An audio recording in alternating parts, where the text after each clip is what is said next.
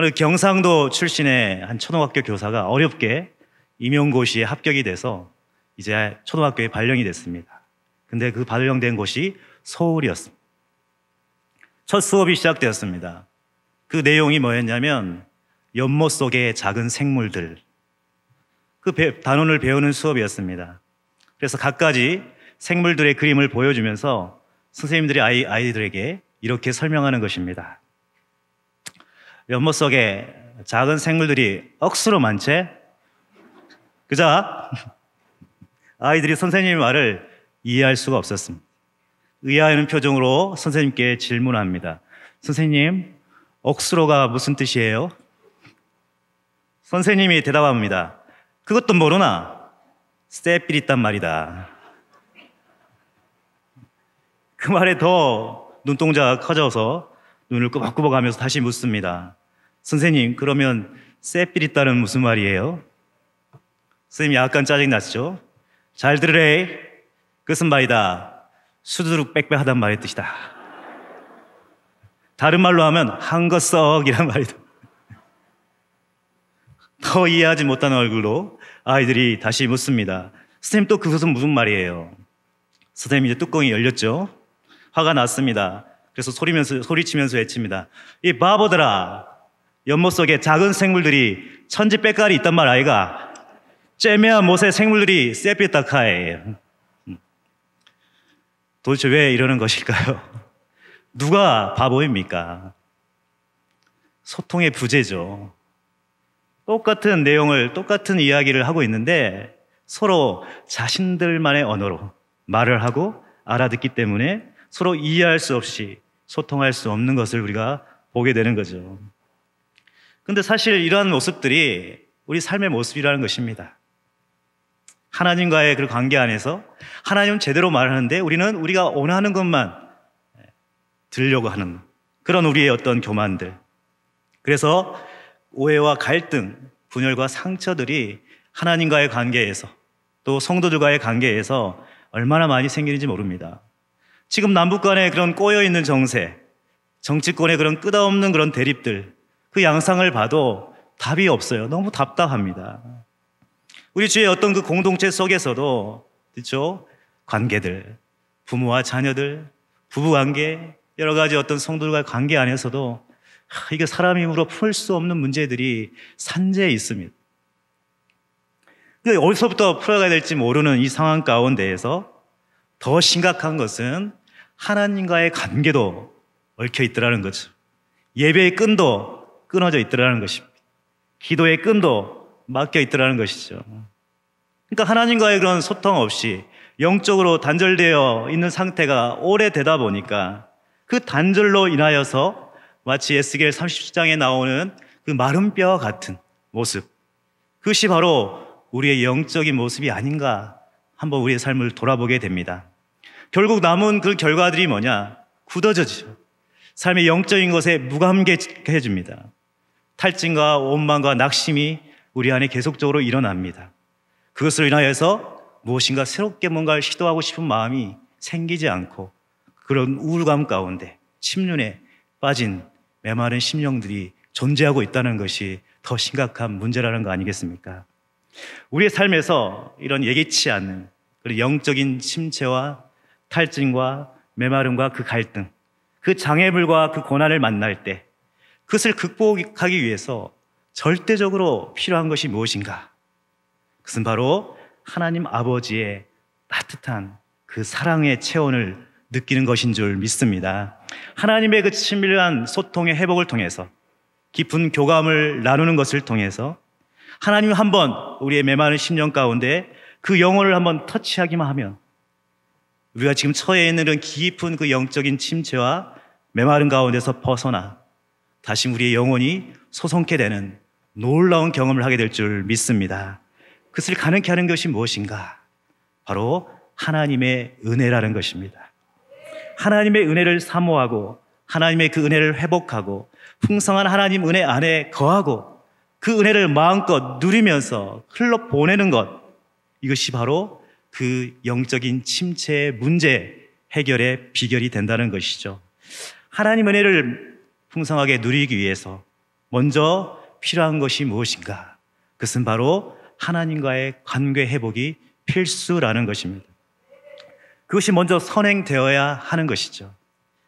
하나님의 그 은혜에 대한 감격과 그리고 나서 그 기쁨이라는 것이 자동적으로 따라오게 되는 것입니다.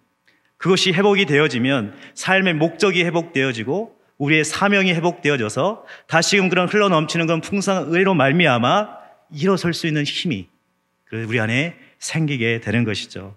그러니까 이 하나님의 사람은 하나님의 은혜로 시작해서 하나님의 은혜로 마치는 사람이다. 하나님의 은혜를 빼고서는 설명할 수가 없다라는 것입니다. 무엇보다도 우리에게 그 하나님의 그 충만한 은혜를 받아서 그 은혜를 풍성히 누리면서 마음껏 흘러보내며 기쁨 가득하게 살아가야 되는 그러한 의무가 있는 그런 특권을 가진 그런 사람인 것을 여러분 믿으시기 바랍니다. 이 은혜를 계속해서 묵상하셔야 돼요. 그것을 사모하셔야 한다는 것입니다. 어떻게 하면 그 은혜를 받을 것인가, 누릴 것인가, 흘러보낼 것인가, 그것을 잃어버리지 않을 것인가를 고민하셔야 된다는 것입니다. 그것은 바로 우리의 힘의 원동력이 되고 삶의 목적, 존재의 이유가 그 안에서 나오기 때문이라는 것이죠.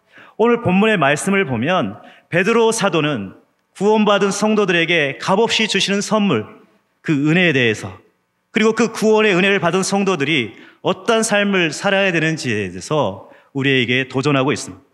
성도가 구원을 받을 수 있게 하는 그 하나님의 은혜가 무엇이냐? 그것이 바로 믿음이라고 설명하고 있습니다. 오늘 읽지 않았지만 우리 8절과 9절을 같이 한번 읽어보도록 하겠습니다. 1장 8절 9절입니다. 예수를 너희가 보지 못하였으나 사랑하는도다.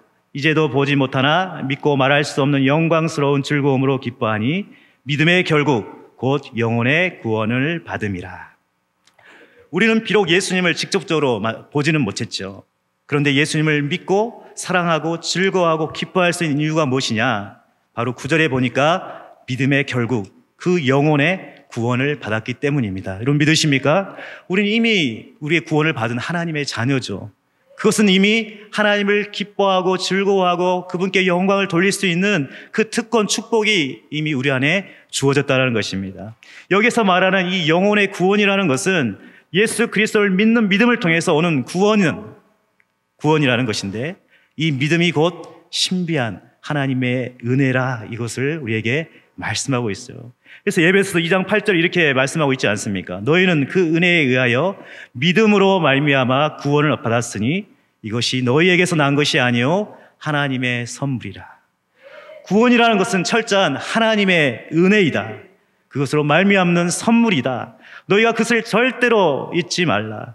그런데 그 구원이 모든 사람에게 허락된 보편적인 것이 아니라 하나님의 예정된 자녀들, 그들을 위한 선택적인 것이기 때문에 그 구원에 대한 감격과 기쁨과 감사, 그것을 하나님께 올려드리는 것이 구원받은 자의 마땅한 삶이다, 우리에게 말씀하고 있다는 것입니다. 우리가 예수 그리스도를 믿음으로 이미 구원을 받았죠. 그러나 그 구원의 완성은 아직 이루어지지 않았습니다. 그러므로 날마다 두렵고 떨림으로 그 최종적인 구원을 향하여서 믿음의 표대를 향하여 우리는 계속해서 나아가야 한다는 것입니다. 그 최종적인 구원, 그것이 바로 13절에 기록되어 있습니다. 13절 다시 한번 읽어볼까요? 그러므로 너희 마음의 허리를 동이고 근신하여 예수 그리스도께서 나타나실 때에 너희에게 가져다 주실 은혜를 온전히 바랄지어다. 우리가 주님 앞에 섰을 때 예수 그리스도의 그 재림 때 최종적인 구원이 이루어지게 되는데, 그때까지 너희가 믿음으로 인내하며 소망 가운데 살아가게 되면 그때 부어지는 그 풍성한 하나님의 은혜, 그 상급을 너희가 받고 누릴 때가 분명히 올 것이라고 우리에게 말씀하고 있습니다. 이 은혜라는 것은 인간에 대한 하나님의 자발적이고 제한 없는 무한한 사랑의 은사라는 것이죠. 그 크신 사랑으로 말미암아 우리의 죄, 우리의 무가치함 가운데 있는 우리를 하나님께서 건져내셔서 하나님의 그런 하늘의 그런 놀라운 보좌 가운데 우리를 앉히시고 그 놀라운 특권을 통해서 우리를 세우셨다는 것이, 그것을 생각할 때마다 얼마나 놀라운 감동이요 감격이 되는지를 모릅니다. 하나님의 은혜를 생각할 때마다 우리의 삶에 있어서 너무나 감사하지 않을 수밖에 없는 그런 삶으로 우리는 살아갈 수밖에 없다는 거죠. 인간이 쉽게 망각하는 것 중에 하나, 하나님께 받은 은혜가 너무나 쉽게 보이니까 그것을 쉽게 잃어버리고 잊어버리는 것이 우리의 그런 연약함이라는 것입니다. 특별한 은사, 구원의 감격, 첫사랑의 기쁨을 이미 받았습니다. 우리 안에 있습니다. 또 여러 가지 그런 기도의 응답과 여러 가지 그의 기도의 능력을 우리는 체험하고 있습니다. 그런데 어느 순간 교만하여져서 그것을 놓쳐버리고 하나님의 영광을 가리울 때가 많게 되는 거죠. 자, 일이 잘 풀리면 그게 내가 잘해서 된 것 같아요. 하나님께서 우리의 삶 가운데 주장하시고 간섭하셨다는 것을 잊어버립니다. 내가 지금 살아있는 것도, 이렇게 건강한 것도, 이 어려운 가운데서 하나님이 그 길을 열어주셔서 살아가게 하는 것도 하나님의 은혜라는 것을 잊어버린다는 거예요. 필립 얀시는 그 놀라운 하나님의 은혜라는 그 책에서 이렇게 은혜에 대해서 얘기합니다. 은혜란 하나님의 사랑을 더 받기 위해 할 수 있는 것이 아무것도 없다는 뜻이다. 은혜란 또 그 무엇으로도 하나님의 사랑을 약화시킬 수 없다는 뜻이다. 은혜 받은 자는 무엇입니까? 하나님, 내가 할 수 있는 것이 아무것도 없네요 라고 매 순간순간마다 고백하는 것입니다. 그 은혜를 그 어떤 것도 뺏어갈 수 없다라는 것을 인정하고 그것을 붙드는 자의 삶이라는 것입니다. 그러니까 이 은혜라는 것은 하나님의 사랑에서부터 기인하기 때문에, 하나님의 선물로 값없이 받은 것이기 때문에, 인간의 그 어떠한 노력의 대가로도 얻는 것이 아니기 때문에 우리는 늘 그 은혜 안에 하나님의 그 놀라우신 섭리와 사랑을 기억하고 감사하는 삶으로 살아가야 될 것에 대해서 말씀하고 있다는 것입니다. 혹시 여러분 신앙생활 하면서 심령에 사막처럼 메말라져 있는 분들이 계십니까?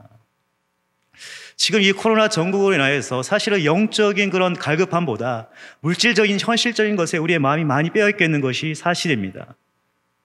근데 그것을 통해서 계속해서 우리가 느끼는 것은 뭐냐면 내 안에 그 영적인 하나님에 대한 그 갈급함이 사라져가는 걸 느끼게 돼요. 그래서 삶에 있어서 예전에는 어려움이 생기고 문제가 생기면 먼저 하나님의 은혜를 간구하고 하나님 앞에 나가는 그런 은혜가 있었는데, 지금은 인간적인 방법으로 뭔가를 해결하려고 하고 그것에 대해서 더 사랑과 상을 바라보는 우리의 어떤 모습을 보게 된다는 거죠. 그러니까 영적으로 사역에 탈진되어 있어서 지쳐 있어서 무엇인가 해볼 만한 소망과 기대함 없이 매일매일 살아가는 분들이 계시다라는 겁니다. 은혜가 떨어졌죠. 은혜를 지금 잊어버리고 있는 것입니다. 하나님의 은혜 없이 내 힘과 경험과 지식으로 열심으로 무엇을 하다 보면 어느 순간 탈진을 경험하게 되고 거기에서 실패와 좌절을 경험하게 될 수밖에 없다는 것입니다. 이러한 분들에게 필요한 것이 무엇입니까?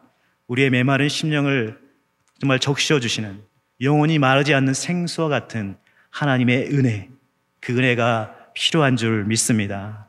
그러니까 성령의 역사는 내 속에 있는 그 은혜를 다시금 체험케 하는 거고, 다시금 회복케 하는 거고, 그 은혜를 통해서 세상이 줄 수 없는 평강으로 우리를 붙드는 것이죠.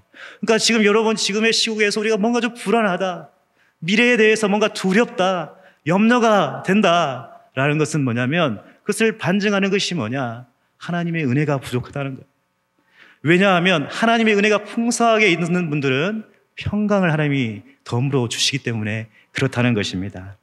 구원받은 성도에게 주시는 하나님의 은혜, 거기에 덤으로 주시는 그 평강, 이것이 우리 가운데 있는가 다시 한번 돌아보는 시간 되시기를 주님의 이름으로 축복합니다. 그렇다면 우리가 이미 하나님의 은혜를 받은 성도들이고 그 은혜를 풍성하게 누린다면 이 은혜 받은 성도들의 반응과 태도는 어떠해야 되냐는 거죠. 하나님의 은혜를 받은 사람은 정말 그 은혜의 소중함을 깨닫습니다. 그 은혜를 잊어버리지 아니하기 위해서 몸서리치는 거죠. 베드로 사도는 하나님의 은혜로 구원받은 성도들에게 그들의 삶에 대해서 구체적으로 이렇게 고면하고 있습니다. 첫 번째로 보면은 마음의 허리를 동이고 근신하라는 것입니다. 여기에 보시면 허리를 동여맨다. 이것은 뭐냐면 어떤 일을 시작하기 위해서 만반의 준비를 한다는 것입니다. 마음이라는 것은 뭐냐? 생각과 판단과 사상과 우리의 모든 이해력, 이 모든 것을 다 포함하는데 그것에 대해서 마지막까지 너희가 완전한 소망을 가지고 굳건한 그런 결심과 결단을 가지고 마음 단단히 잡아매라. 이것을 우리에게 얘기하는 거죠. 근신하라는 것은 무엇입니까? 이 시대가 너무나 악한 시대, 험한 시대에 우리가 살고 있지 않느냐. 졸지 말고 정신을 차리고 정말 하나님께서 우리에게 그 장차 나타나실 때 주실 그 놀라운 그 은혜를 너희가 온전히 바라며 깨어 소망하며 믿음으로 살 것에 대해서 우리에게 권면하고 있습니다. 그 구원의 은혜에 너희가 소망을 두어야지 세상에 썩어 없어질 것에, 사라질 것에 소망을 두고 살지 말라. 그렇게 하다 보면 결국은 낭패를 당하고 어려움을 맞게 될 것이다라고 우리에게 말씀하고 있다는 것입니다. 이 본문의 배경이 되는 이 베드로전서는 로마 네로 황제의 박해가 본격적으로 시작했던 때 기록되어진 성경입니다. 네로는 AD 주후 64년에 있었던 그 로마 대화재의 책임을 그리스도인들에게 전가시켰죠. 그리고 그것을 빌미로 그리스도인들을 박해하기 시작합니다. 이 네로의 박해가 지방을 비롯한 전국으로 확산되었을 때 수많은 그리스도인들이 순교를 당하고 직간접적으로 복음 때문에 박해와 불이익을 당하게 되는 일이 일어났습니다. 마치 지금의 이 코로나 전국을 보는 것 같죠. 걸핏하면 이 코로나 확산의 원상이 교회인 것처럼 여론몰이 해가지 않습니까? 마치 마녀 사냥하는 것처럼, 그렇죠? 틈만 보이면 그냥 굶주린 개떼처럼 달려들어서 물어 뜯으려고 하는 그런 세력들이 있습니다. 이제 공공연하게 예수 믿는다, 교회를 다닌다 말할 수 없는 그 분위기를 만들어놨어요. 그래서 알게 모르게 불이익을 받을 것 같은 그런 엄포를 주는 그런 직장 상사도 있다는 것입니다. 구원받은 성도라 해도 그 안에 형통한 길만 있고 꽃길만 있으면 얼마나 좋겠습니까? 그런데 그 인생길에 힘든 이 고난의 시기가 분명히 존재한다는 것이죠. 그리고 그 고난의 시기에 더 믿음을 지키려고 하면 오히려 심한 핍박과 시험들이 다가오게 되는 거니까 정신을 못 차리게 만듭니다. 이때 필요한 것이 무엇이겠습니까? 어려움을 인해서 슬퍼하고 낙심되고 그냥 계속해서 위축되는 것이 아니라 하나님께 그 받은 그 은혜를 다시금 기억하는 것이죠. 그 은혜를 다시금 회복하는 것입니다. 그것을 기뻐하며 감사하는 것입니다. 그 은혜로 하나님 내가 살 수 있습니다. 주님 앞에 나아가는 것인 줄 믿습니다. 이러한 믿음의 행위가 곧 고난 가운데 있다 할지라도 하나님의 은혜만 부어지게 하면 그 고난도 이겨낼 수 있는 힘이 생기는 줄 믿습니다. 빌립보서 1장 29절에 이렇게 말씀하죠. 그리스도를 위하여 너에게 은혜를 주신 것은 다만 그를 믿을 뿐 아니라 또한 그를 위하여 고난도 받게 하려 하심이라. 고난을 능히 감당할 수 있는 그 힘이 하나님께로 받은 은혜에서 비롯된다. 지금의 코로나19로 인한 야기된 수많은 고난과 이게 어려움 극복할 수 있는 힘이 하나님께로부터 오는 은혜로 말미암아 이길 수 있다는 것 꼭 명심하시기를 바랍니다. 탈무드에 나오는 이야기입니다. 어떤 랍비가 당나귀를 타고 한 마리 닭과 등불과 천막을 싣고 여행을 떠났습니다. 가도 집은 없고 해는 저물어 한온 수 없이 그냥 길 옆에다가 노숙을 하고 천막을 치고 나귀와 닭은 천막에 묶어놓고 그렇게 노숙을 하게 됐습니다. 닭을 가지고 다니는 이유는 아침에 새벽에 꽃기어 울어주니까 시계와도 같죠. 그래서 등불을 천막 속에서 켜놓고 이제 말씀 성경을 보고 있는데 갑자기 강한 돌풍이 불어오는 거예요. 그래서 그냥 등잔대가 넘어졌어요. 불이 꺼져 버렸습니다. 다시 불을 켤 수가 없었습니다. 그래서 할 수 없이 그날은 하나님의 뜻인가 보다 생각하고 성경을 덮고 그냥 기도하고 그냥 잤습니다. 근데 아침에 일어나 보니까 난리가 나 있는 거예요.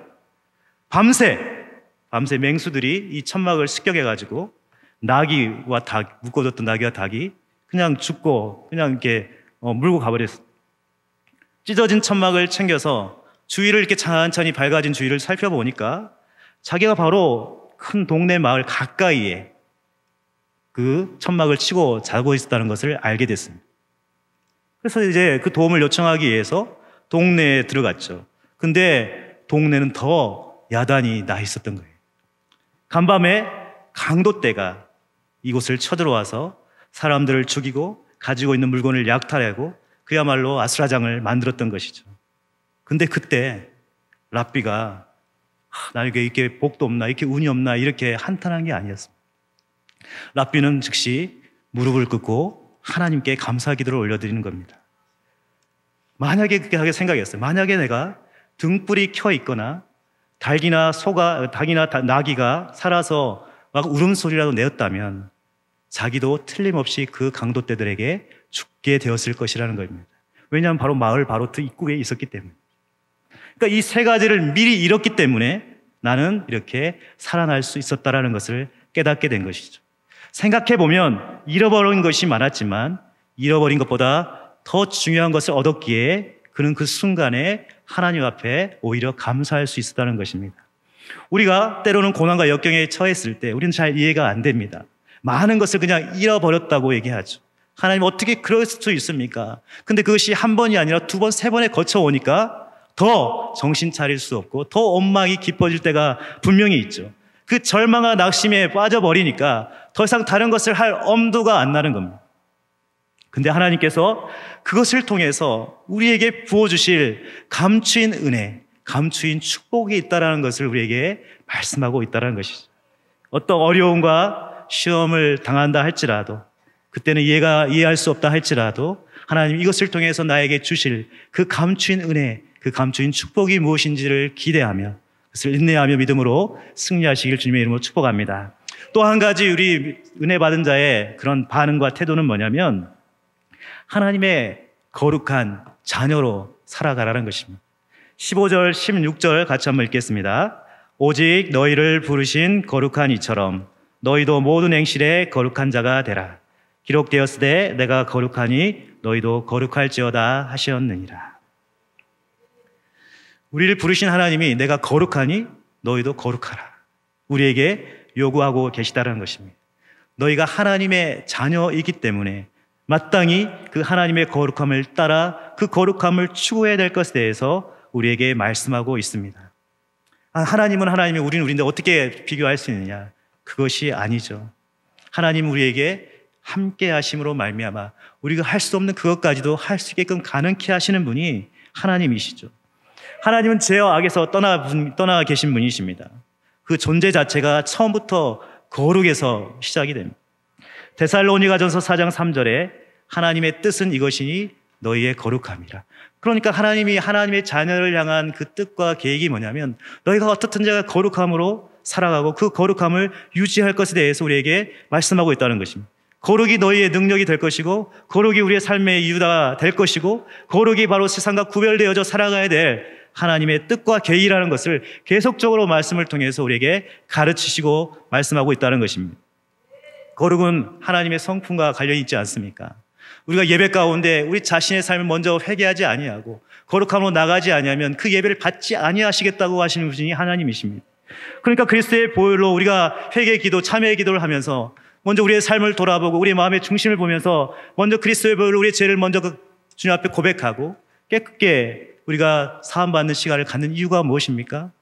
하나님을 만나기 위한 것이 우리의 목적이니까 그 만남을 방해하는 그런 거룩함을 저해하는 그 모든 것들을 먼저 제거해야 되는 것입니다.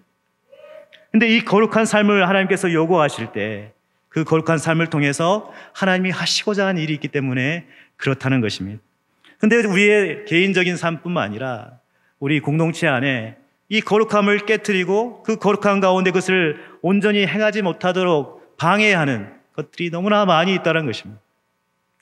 우리의 어떤 육신적인 정욕과 이생의 자랑, 이런 그 모든 것 가운데에서 우리의 시선이 하나님을 향하지 못하도록, 세상을 향하도록, 세상의 그런 뉴스를 향하도록 거기에 우리의 마음을 빼앗겨 영적인 것이 아니라 육적인 것, 눈에 보이는 것에 추구하며 그 경건의 능력을 잊어버리게 만드는 그런 것들이 너무나 많이 있다는 것입니다.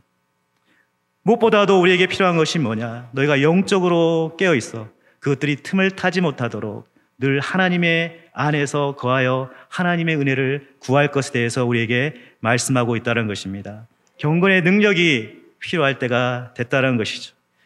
누가 그런 말씀을 책에서 한 것을 내가 봤습니다. 교회에 기쁨이 가득하게 하기 위해서는 거룩을 유지해야 된다는 겁니다. 구원은 잃어버릴 수 없지만 구원의 기쁨은 잃어버릴 수 있다는 것이죠. 죄를 지으면 하나님과 우리와의 관계에 벽이 생기고 우리 안에 영적인 기쁨이 사라진다는 겁니다. 그러면 견딜 수 없이 괴롭게 되는 것이 하나님의 자녀의 모습이라는 거예요. 한때 성령 충만을 체험했던 사람들, 영적인 기쁨이 가득했던 사람들일수록 더욱 영적인 공고함을 경험하게 된다는 것입니다. 기쁨이 사라지고 메마르고 형식적인 그런 종교인으로 전락하는 경우도 있다는 것이죠. 신앙생활이 재미가 없어요. 사역에 힘이 없습니다. 열매가 없습니다. 바로 거룩을 잃어버린 자들, 그것을 통해서 기쁨을 잃어버린 자들의 모습이 이런 모습이라는 것입니다. 그러므로 거룩을 잃어버린 사람은 무엇보다도 회개함으로 그 거룩함을 회복하는 것, 주님께로 돌이키는 것이 가장 중요한 것입니다. 우리의 삶의 문제는 뭡니까? 그래, 깨달아, 그래야 되지. 깨닫고 생각으로 끝나는 것이 문제라는 거예요. 우리의 삶에서 실천하고 그것에 대해서 도전하는 모습들이 부족한 것이 문제라는 것입니다. 신앙생활이 재미가 없고 그렇게 은혜가 떨어지게 된다고 생각했을 때 그때가 위기라는 것입니다. 교회는 인정할 수밖에 없죠. 완전한 사람들이 모인 곳이 아닙니다. 죄인들이 모이는 것입니다. 근데 죄인들이 모였다는 것은 항상 필수적으로 일어나야 할 일들이, 늘 회개하는 일들이, 주 앞에 그 거룩함을 회복하는 일들이, 우리의 가슴을 치면서 우리의 죄를 주 앞에 자복하고 하나님의 은혜를 구하는 일들이 교회 예배 가운데, 모임 가운데 늘 일어나야 된다는 것입니다. 이런 모습이 없다는 것은 뭡니까? 나는 완전한 자고 나는 괜찮은 사람이다. 오히려 교만한 자로 설 수밖에 없는 거죠. 엄청난 영적인 기쁨이 다시 한번 우리 안에서 용수숨치는 그 놀라운 은혜를 경험하게 되는 그 시작이 무엇이냐? 바로 거룩함을 회복하는 것, 거기에서 시작되는 줄 믿습니다. 이 거룩한 삶, 이 경건의 능력을 회복하심으로 내 안에 주시는 그 하나님의 은혜로 말미암아 그런 구원의 기쁨과 감격이 늘 풍성하여 사역에 있어서 그런 기쁨으로 또 풍성한 열매로 여러분 나타나시는 여러분 되시기를 주님의 이름으로 축복합니다. 이제 말씀을 맺도록 하겠습니다. 예전에도 저 한번 소개한 적이 있는 것 같은데 여러분 그 오팔이라는 보석을 아십니까? 혹시 집에 가지고 있는 분이 계신지 모르겠습니다. 고대 로마의 사학자 플리니가 이 오팔에 대해서 이렇게 예찬합니다. 오팔에는 루비의 살아있는 불꽃이, 빨간 불꽃이 있다는 거죠. 자수정의 찬란한 자주색이, 그리고 에메랄드의 바닷빛 그린색이 있다. 이 요소들이 놀라울 정도의 조화를 이루고 빛을 내고 있다. 이렇게 예찬했습니다. 그러니까 이 오팔이라는 보석은 황색, 청색, 적색, 녹색, 갈색을 띠는 보석입니다. 그 방향과 온도에 따라서 색이 변한다고 합니다. 그래서 이 오팔에 대한 다른 별명이 있는데 교감의 보석이랍니다. 그 이유가 사람 손에 이렇게 잡히면 그 온도의 변화를 일으켜가지고 다양한 아름다움을 보이기 때문이라는 것입니다. 그러니까 오팔이 더 영롱하고 아름다운 빛을 내뿜기 위해서 꼭 필요한 것이 있는데 그것이 바로 인간의 따뜻한 체온이라는 거죠. 마찬가지죠. 우리 인생 가운데에서 우리가 계속적인 그런 실패와 좌절로 인하여서 나는 아무런 가치가 없는 존재라고 낙심하고 있는 그 순간에 하나님 우리에게 다가와 주셔서 우리를 꽉 붙잡아 주시고 그분의 그런 따뜻한 체온으로 안아주시면서 우리의 눈물을 닦아주시는 그분이 계시다는 것을 여러분 기억하시기를 바랍니다. 그때에 비로소 우리의 인생에서 우리가 찬란한 빛을 내기 시작하고 그때가 우리 인생의 최고의 전성기가 시작되는 줄 믿습니다. 이미 우리 안에 있는 이 하나님의 은혜가 있는데 하나님의 터치가 일어나면 마치 봇물 터지듯이 그 은혜의 물고가 터져서 사방으로 흘러 넘침으로 말미암아 그런 선한 영향력을 끼치게 되는 줄 믿습니다. 그러므로 이 보물의 참 가치를 아는 사람은 그것을 사기 위해서 자기의 모든 소유를 팔아 그 보물을 얻는 사람, 사는 사람이 지혜로운 사람이죠. 하나님의 은혜를 받은 사람, 그 은혜의 소중함을 깨닫고 그 은혜를 누리는 사람, 그것을 잃어버리지 않기 위해서 계속적으로 소유하기 위해서 애쓰고 노력하는 것, 이것이 지혜로운 사람이라는 것입니다. 은혜 받은 자의 삶에 합당한 삶을 살기 위해서 그 풍성한 은혜를 누리기 위해서 그것을 은혜의 통로로 사용되어서 흘러보내기 위해서 하나님의 능력에 손에 붙들리는 삶, 이런 사람들이 바로 믿음의 사람이요 지혜로운 자인 줄 믿습니다. 무엇보다도 하나님의 그 따뜻한 품 안에서 깊은 하나님과의 교감을 통해서 그 거룩한 소통이 일어날 때 내 영혼이 살아나고 그래서 빛을 발할 수 있는 하나님 앞에 쓰임받는 놀라운 인생이 될 줄 믿습니다. 그것을 가능케 하는 것이 무엇이라고요? 하나님의 은혜라는 것입니다. 그 은혜가 혹시 여러분 내 삶을 돌아보면서 하나님 은혜가 제가 많이 말라져 있습니다. 많이 떨어져 있습니다. 그 은혜가 저에게 필요합니다. 하나님 앞에 갈급하여 부르짖어 구하심으로 말미암아 그 은혜가 다시금 채워져서 풍성한 은혜로, 은혜의 사람으로, 하나님 주신 그 능력의 사람으로 살아가는 저와 여러분 되시기를 주님의 이름으로 축복합니다. 여러분 이미 은혜 받은 자입니다. 그 받은 은혜를 하나님께서 터치하셔서 그것을 찬란하게 하나님께서 우리가 사용되는데 귀하게 쓰임받을 수 있기를 주님의 이름으로 축복합니다.